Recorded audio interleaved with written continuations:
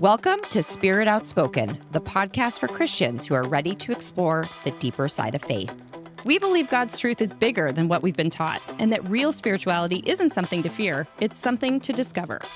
Each week, we open the space to explore miracles, energy, healing, consciousness, and divine science, all through the lens of a God who loves us and a faith that's still unfolding. Whether you're deconstructing, rebuilding, or just feeling spiritually stuck, this is your place to reconnect with wonder, deepen your walk, and let the Spirit speak. Hello and welcome to episode 30 of Spirit Outspoken. I can't believe that we are already 30 episodes in, and I'm so proud of us. I wonder if that's a new milestone, because remember when it was 20. A handful go on beyond 20 Yeah. episodes, Yeah. which we're still standing. Okay. I can see, though, if you were doing this on your own, it's so much work. I don't think I would be able to do this on my own. No way. Yeah. Honestly, I would have thrown in the towel like week one. I would have been like, be able to forget talk it. to myself. Yeah, well, that too. I know. I think I would be okay in that department, but it's also like, I don't know. This is just so much fun. We're just Yeah. like hanging out and chit chatting and doing I what we know. normally do. We're just doing it with cameras. I love it. Okay, All right, what so are we talking about? well, last week, if you joined us, we talked about epigenetics, which is basically how our genes express themselves. And we talked about how genes can be turned on or turned off based on our environment, right? Yes. And so this kind of ties into that a little bit, in that this week we're going to go all the way back to the time in which Jesus lived, and we're going to look at how women were treated. And the reason we could kind of like tie this into last week is just because, right, like regardless of what continent your ancestors came from, women historically were not treated well, No. right? We were.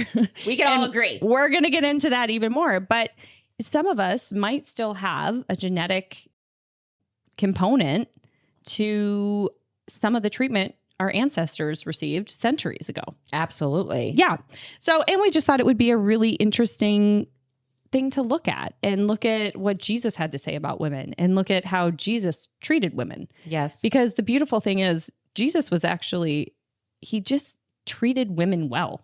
He did. He respected women, them, elevated empowered them during a time where we're going to get into how we were viewed. So he came along and he really kind of flipped the script on how to view our gender. Jesus was the first progressive. Yeah, he was very progressive. When you look at the culture he came into, Oh, absolutely. he flipped everything like 180 degrees.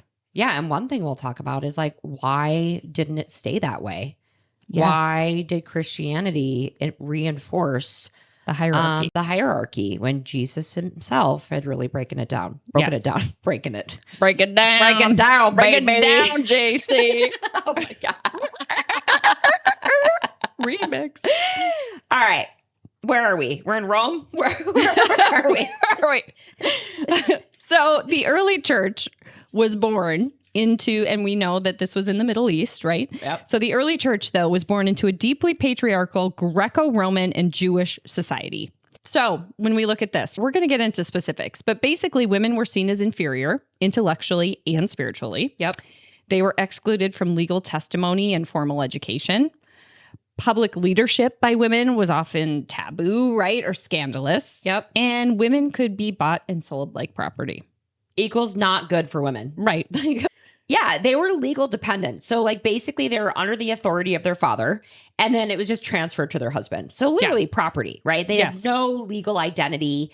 They didn't have a voice, nothing, right? Their marriage was arranged. It could happen as early as 12 and 13 years old, right? Which is so disturbing when we think about it. But like at the same time, if life expectancy was like 35 years, right? I guess it's not that weird, but it's still kind of weird. So, yeah. Divorce was legal and super easy for men. So men under Jewish law, which is highlighted under Deuteronomy 24:1, men could peace out whenever they wanted. And I'm like, what did you need to leave for? You could have sex with prostitutes if you wanted. Like, what exactly were you leaving for? Yeah. But anyway, they could just bounce. And then inheritance rights were minimal. So sons could inherit property, but daughters could not. And they could only inherit if there were no male heirs, right? So think about that. So every possible way they were dismissed or silenced or just really, I was going to say they had no leg up, but I'm not going to say that. Maybe they had 2 legs up. Oh my God. It's the only way to survive. It's the only way to survive. Those legs are up. Okay. So speaking of, this is a good way to segue. Prostitution was common and tolerated, especially in Roman society. It was just sort of a way of life. And while it wasn't formally legal under Jewish law, it was a fact of life. And women who were often poor, widowed, had no way of earning income, or they were abandoned, they were often like forced into this life, right? Which it's so sad to think about. And then men were absolutely not held to the same. What do you say? I'm laughing because for some reason in my mind, I just heard Les Mis. Anyone? Because remember, same thing. The mom in Les Mis had to become a prostitute because she had no other... There was no other way. Yeah. I know. Well, so, here we are. Okay. Les Miserables. For example, men were not held to the same sexual standards. So in both Judaism, or under both Jewish and Greco-Roman contexts, male infidelity, especially with prostitutes or their slaves, it was often ignored, right? So, while a female sexual transgression would mean death, i.e. stoning. Yes. Right? And rape victims were often shamed or blamed. So think about how many women were probably raped and then stoned to death because she, in quotes, committed adultery when it's not even her fault. I mean, it's literally insane. Yeah. Literally insane. Okay, what else? So men had strong control over their wives and daughters, right? Yeah. And then Jewish law discouraged outright cruelty. If somebody is just seen as property, we all can make insinuations what that meant. Physical punishment was culturally accepted, although not necessarily endorsed by religious law. But abuse still happened, and there was really no like way to manage it, and there was no way, like you couldn't go to you couldn't take out a restraining order and be like, my husband's beating me, right? There was nothing that did legal not exist. Yeah, you couldn't do anything legally to protect yourself, obviously. Yeah, and honor culture. So this was really big. So a woman's behavior basically was reflected directly, or like how a woman behaved reflected directly on her male counterpart or her male relatives. Mm-hmm. If she was seen as dishonorable, she could be disowned, punished, or even killed, and that would be called an honor killing. I mean, this is horrible. Horrible. And like, this is the way of life, right? So they were rarely seen in public without men, and they weren't allowed to speak in synagogue, right? We could go on and on and on. Mm-hmm. So it was a harsh reality. It was a harsh reality. So in summary, when we look at all this, they were often married off young, right? Their value was tied to their virginity, their fertility. Obviously, we've heard all those stories in the Bible, right? About like having a baby was their highest purpose and calling in life.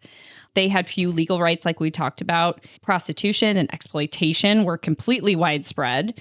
And especially amongst people who had been divorced or widowed. Yeah, there was no, they had no way to make money. So they had to survive. So they were forced into this horrible lifestyle. Yep.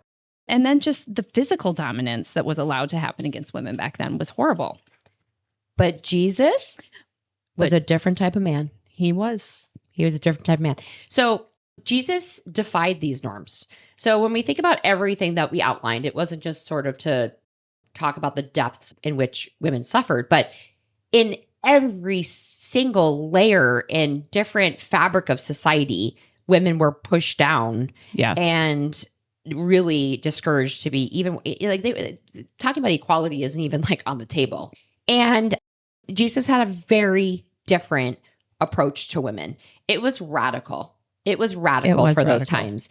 So if you just look through the Bible, Luke 10, right? Jesus taught Mary of Bethany like a male disciple. There was no differentiation. He revealed deep spiritual truths to the woman at the well. We see that in John 4. Okay. Mm-hmm. Like he took the time and divulged things. And it's like things that were really only typically meant for male ears. He crossed those boundaries and it didn't matter. He saw women as equal in spirituality. And then after his resurrection, the first person to see Jesus and spread the news of the fact that he was risen was Mary Magdalene. And a lot of people now, and we're gonna talk about Mary. Yes, next week. Yeah, I'm excited for that. Some stuff around Mary, but she's often now referred to as the apostle of the apostles, the leader of the apostles. Yeah, and like Rach said, like we're gonna dive into basically the lost teachings of Mary because those were removed from the Bible, or they were not included for obvious reasons. What we're actually like wanting to discuss today is why did the church continue to take such a hard stance against women?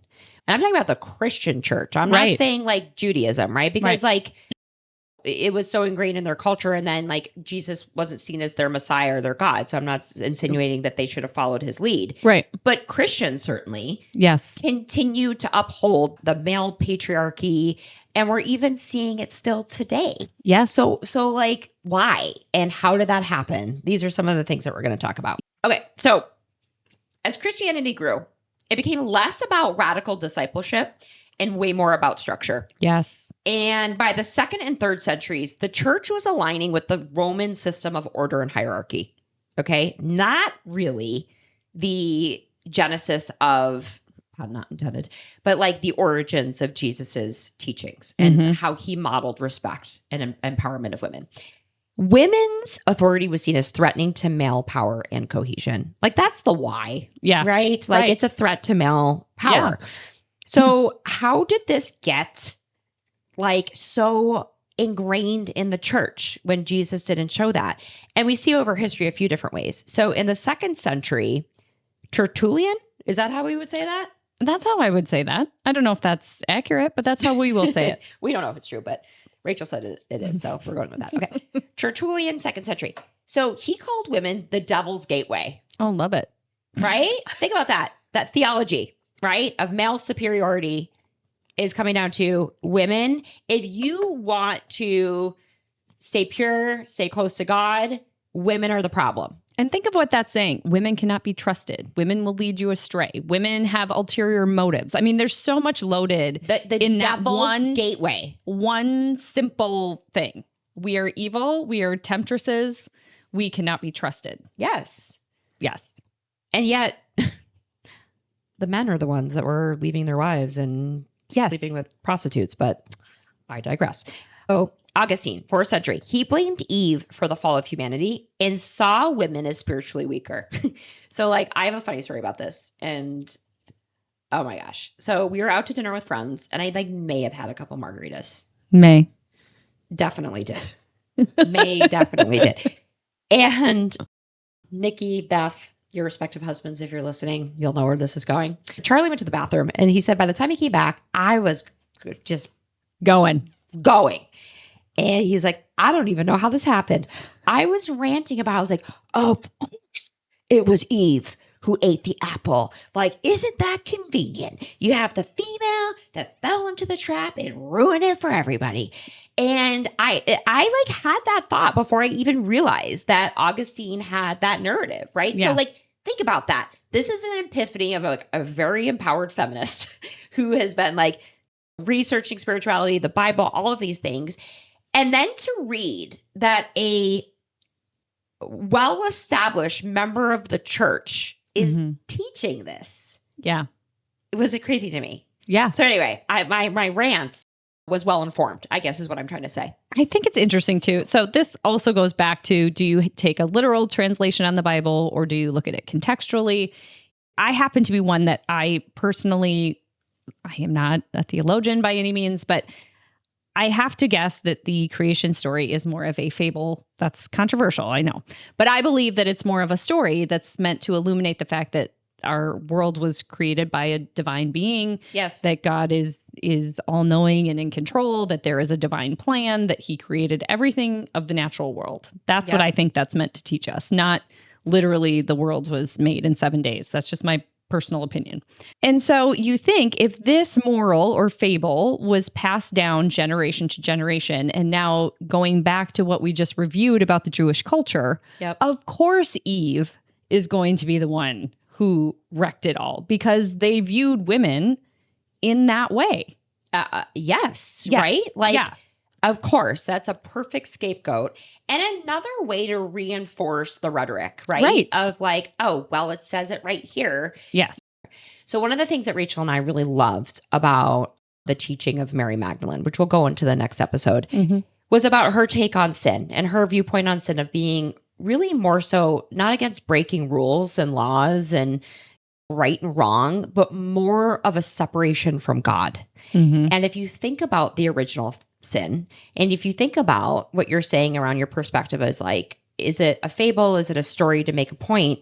Think about what happened then. They ate the apple and then they became separated from God. Yes. They had more awareness of their human being than their divinity, their spirituality, their connection to God. They were aware of their separateness. They're aware of their separateness. And that became the focal point.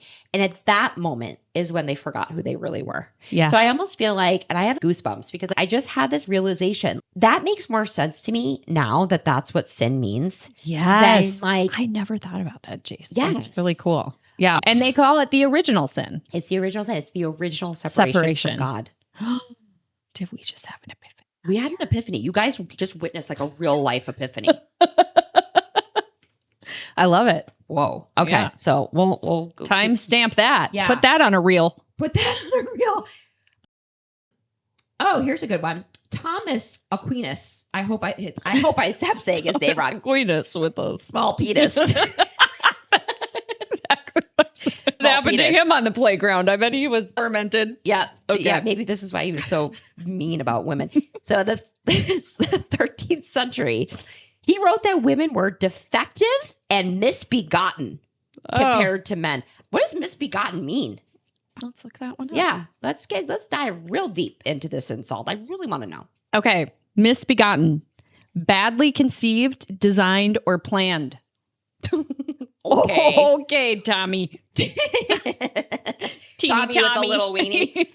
Okay, so basically we're seeing this misogyny reinforced in the church despite what is documented in the Bible. There's really no excuse. This isn't like theoretical that Jesus said this. Like, it is documented that he had a very different take with women. So these views were not based on Jesus's teaching. Right. Not at all. But it's a blend of Greek philosophy, Roman law, and a misinterpretation of Genesis. Yeah. And culture. And culture, right? Like, how much does culture come into like the lens in which we see things? Yep. So along that line, there were definitely scriptures that were either misinterpreted. I almost feel like they were weaponized. It was like an opinion of one. Yes. And Paul and Peter didn't have the best track record with women. And didn't you say that one of them was jealous of Mary? Peter. Yeah. Peter was like, well, maybe it was Paul. It was one of the two P's. I think it was Peter. Peter was like, why can Mary have these direct conversations with Jesus?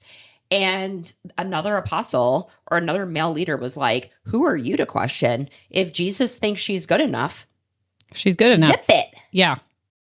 So talk us through these scriptures, because these are ones that I feel like personally have opened the door to me being like, maybe the Bible, like, we have to look through it through a contextual lens. You can't take it so literally. Yes, you have to. You have to.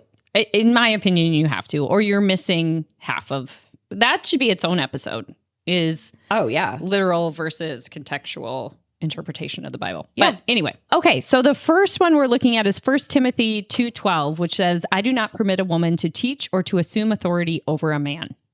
Okay, that's pretty straightforward. Rude. But this was a letter that Paul wrote, and you had talked about that there is some controversy over whether he actually even wrote that. Oh yeah, this was added like later. And then there's also one from 1 Corinthians 14:34, which says women should remain silent in churches. And I think that these are ones that we typically see, even some modern day churches do not allow women to be pastors or preachers, or you can't be a priest, right? In the Catholic Church. No, you only can't. men are allowed to do that. Yeah. So we're still seeing the effects of this in the Christian church today, which is wild. Today. Yes. No, you're absolutely right. I did I think for a second around the First Timothy. Scholars like don't even think that, to your point, that Paul wrote Timothy. They think it was actually added to reinforce the hierarchy that the church wanted to reinforce after the fact. So like, That's scary, you guys. I always say, follow the power, follow the money. That's usually where people go astray, right? And this is just another example of we're going to write this in so that, I mean, I don't know that for sure, but you know what I mean? Well, I know, but it would be a way. Yeah, you have to ask questions. Right. We're going to ask the hard questions. Other verses written by Paul contradict that statement, actually. In Galatians 3, there is neither Jew nor Gentile, slave nor free, male nor female, for you are all one in Christ Jesus. It's so contradictory. Compare that to me. I do not permit a woman to teach or assume authority over a man. That is like night and day. For you are all one in Christ Jesus. So it doesn't make sense. No. 1 + 1 does not equal 2 here. So no, I love this. Like, this is why we ask these questions. Okay. As the church grew, centralized power became a major focus, right? So the hierarchy remained clear and male dominated. The church could better control doctrine, worship, and roles if everything was just like centralized, right? The other thing is they could control the messaging, and female expression of spirituality was very different from male. This is interesting. This is interesting. Think about this. Intuition. Think about mysticism. Mm-hmm. Think about the experiential version of Christianity that females really embody, right? Like, and it's not that men can't do that, but it was dangerous. It threatened the male domination by looking at other perspectives and theories of Jesus's teachings. I just had a connection too. Yes. Remember when we were talking about telepathy? Yeah. And how people are scared of it and it threatens people in power? Absolutely. Isn't this the same idea? It's the exact same idea. Guess what? If you go to your own intuition Yep. and mysticism and your own experience with God, Yep. instead of looking to the church, oh man, now we're in trouble because we can't control you anymore. Absolutely. And we don't get to dictate what you believe, how you should act. 100%. You're going straight to the source. And I would argue too, like, this is an element that like men are not as in tune with. You hear the term all the time, motherly intuition. Mm-hmm. I would argue that females have this natural sixth sense. And I'm not saying men don't. They're incredible spiritual workers and clearly people that are connected to divine energy that are men. But like, the female divine feminine approach and processing of Christianity is going to be different than the male experience.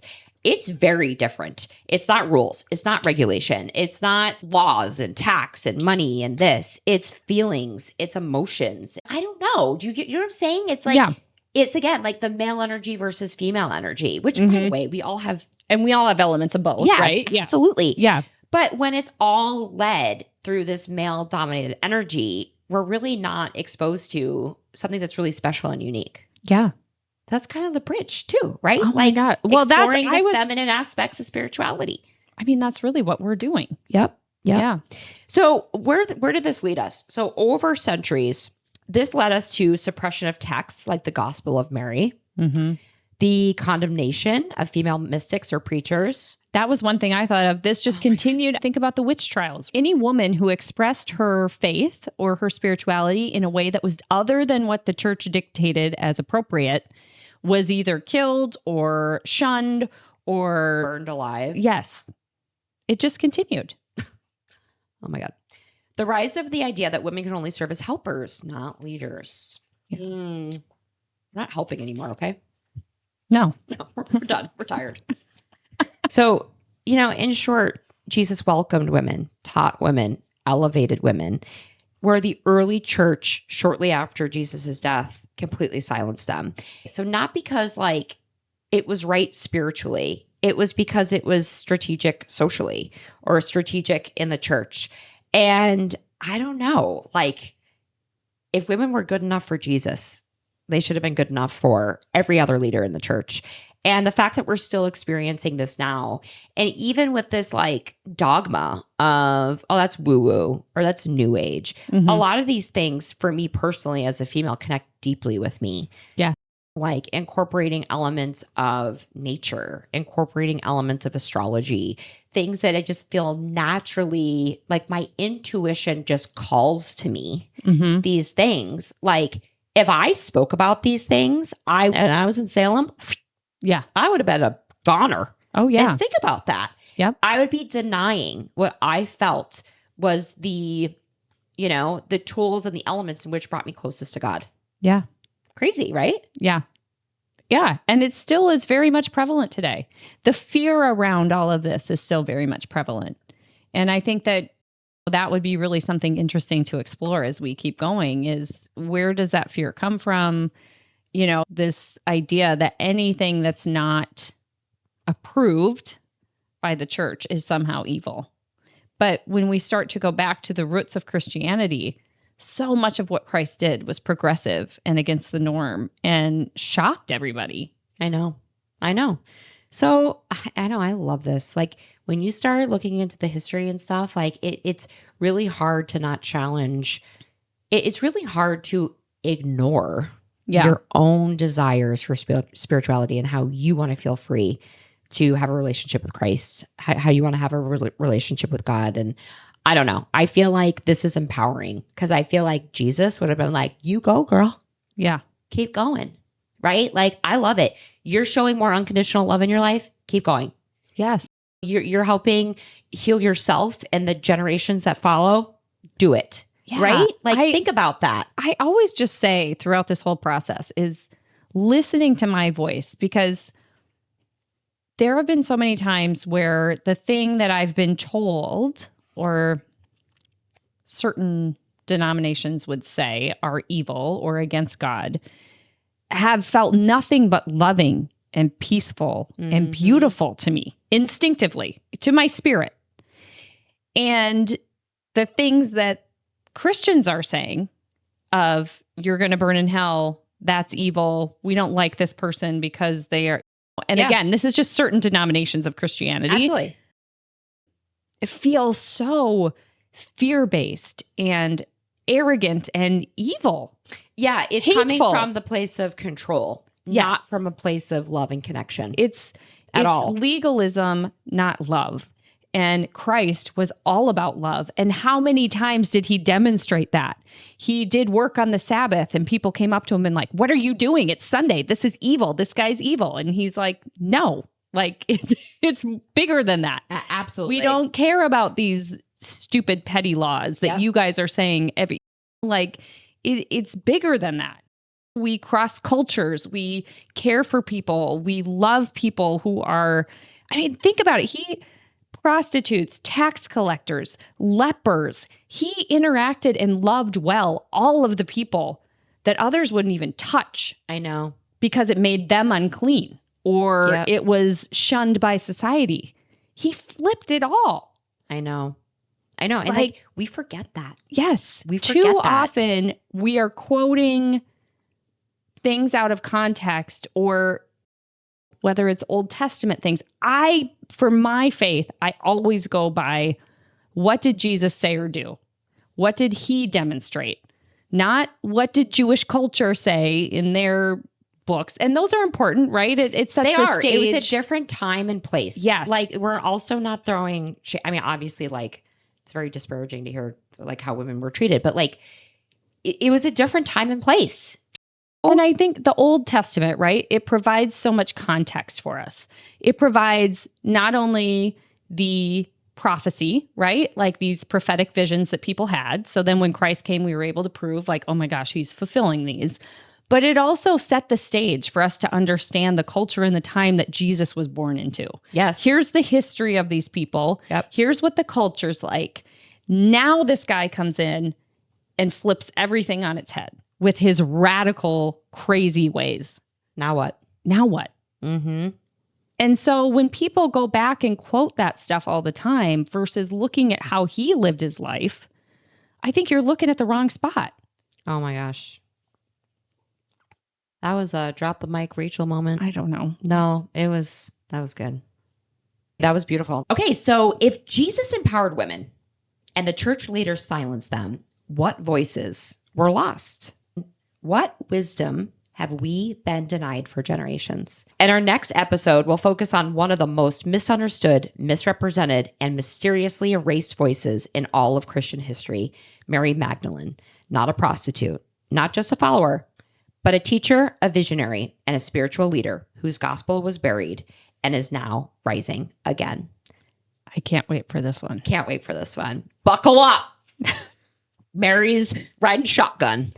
All right, Take guys. That, Thomas Aquinas. With a tiny penis. With your tiny penis. This was fun. All right, guys. Stay tuned to next week. It'll be a good one. Bye. Thanks for joining us for today's episode. If you're ready to take your spirituality to the next level, be sure to check out our website, spiritoutspoken.com. There you can download free educational resources, read our latest blog posts, and join the Spirit Outspoken community.